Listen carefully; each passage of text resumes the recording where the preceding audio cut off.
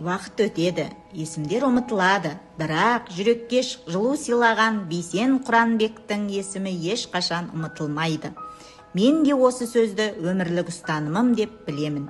Өйткені адамды адам қылатын оның істеген ісі мен жүректен шыққан жылы сөзі. Педагогика және психология кафедрасының аға оқытушысы, магистр Құндыз Жұмашқызы Өтеева Жантұғыр тобының жетекшісімін. Өзгенің тағдырына немқұрайлы қарамайтын адам үлкен жүректің иесі. Бейсен Құранбек дәл сондай жан болатын. Мен топ көшбасшысы Ерболқызы Маржан, психология IIP мамандығының 1-ші курс студенті. Күн сайын дүние 40 құбылады. Біреу қуанады, біреу мұңаяды, біреу сүйінеді, біреу күйінеді. Біреуге бәрі жаңадан басталғандай көрінеді, біреуге бәрі аяқталғандай көрінеді. Бірақ әр күні жаңа таң атады.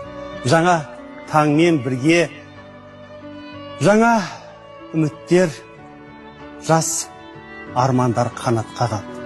Еріктілік адамның рухани мәдениетін қалыптастыратын ең құнды жолдардың бірі. Педагогикада ол жас ұрпаққа мейірім, жауапкершілік, жанашырлық сияқты қасиеттерді дарытатын тәрбие құралы болып саналады.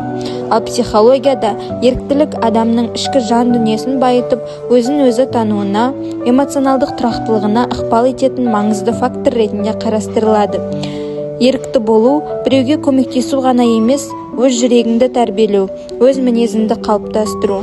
Жақсылықты шынайы жасай алған адам қоғамға да, өзіне де жарық ұсынады.